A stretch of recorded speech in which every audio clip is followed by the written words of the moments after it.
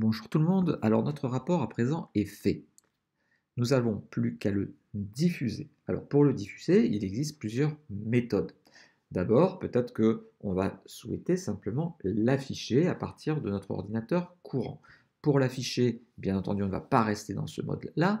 On va cliquer sur le petit œil qui est dans cette barre supérieure, qui s'intitule Prévisualiser, et qui va me permettre de voir en plein écran, à travers un nouvel onglet de navigateur, ce diaporama.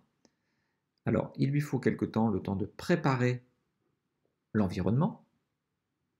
Vous voyez qu'il est en train de travailler, l'environnement euh, se prépare, et à partir de là, donc nous avons déjà les petites flèches qui apparaissent, et là nous avons un affichage en plein écran où nous allons pouvoir voir euh, les, euh, les éléments que nous avons mis dans notre rapport. Donc soit on utilise page suivante, page précédente, soit on utilise les liens hypertextes que nous avons appris à placer sur la flèche ou bien à cet endroit-là sur chacun des éléments de notre plan. Si je veux aller directement sur le deuxième point, eh bien vous voyez, j'arrive directement sur chaîne regardée 2. Alors, ce plan, bien sûr, ne correspond pas tout à fait à ce qui est noté parce que je n'ai pas réalisé un véritable plan. En tout cas, vous voyez que je me suis bien déplacé d'une page, d'une slide à une autre. Voilà donc la première façon d'afficher les informations. Lorsque la présentation est terminée, bien entendu, on va pouvoir cliquer sur la croix pour revenir à notre environnement Sphinx Campus. Deuxième possibilité, peut-être que vous avez envie d'imprimer le document ou bien simplement de produire un PDF. Là aussi, nous avons un petit bouton qui va permettre de le faire. Il s'appelle Exporter. Ce bouton Exporter va me permettre d'imprimer le document ou de faire un PDF.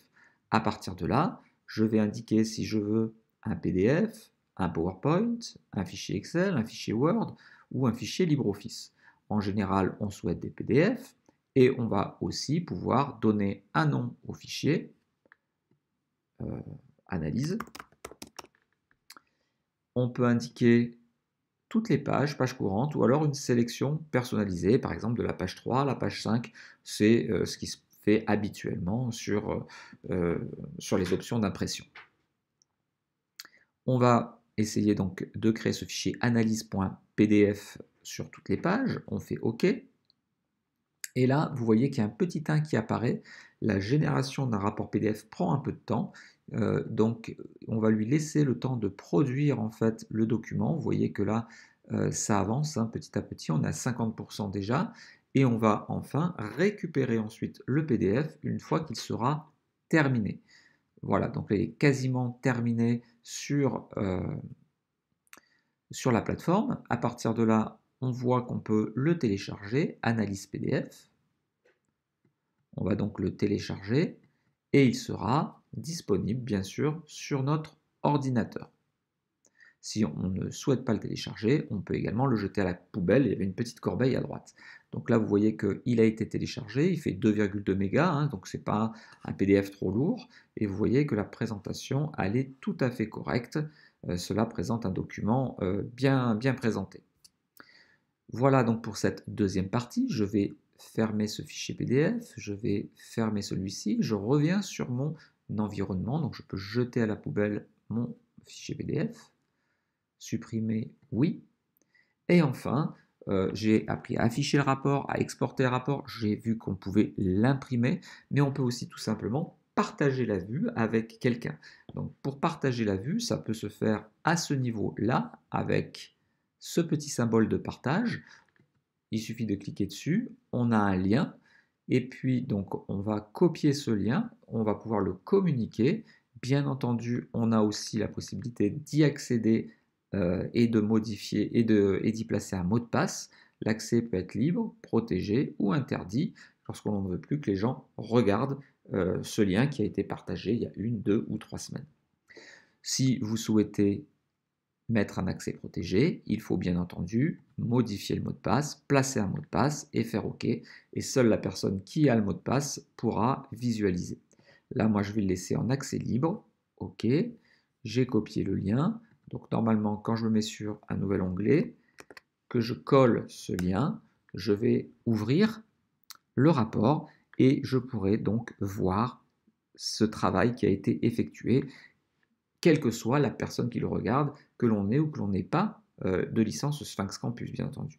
Donc là, c'est en train de se charger. Voilà, vous voyez que bien, je me retrouve en mode affichage, comme nous l'avons vu au tout début de la vidéo, lorsque je voulais afficher ce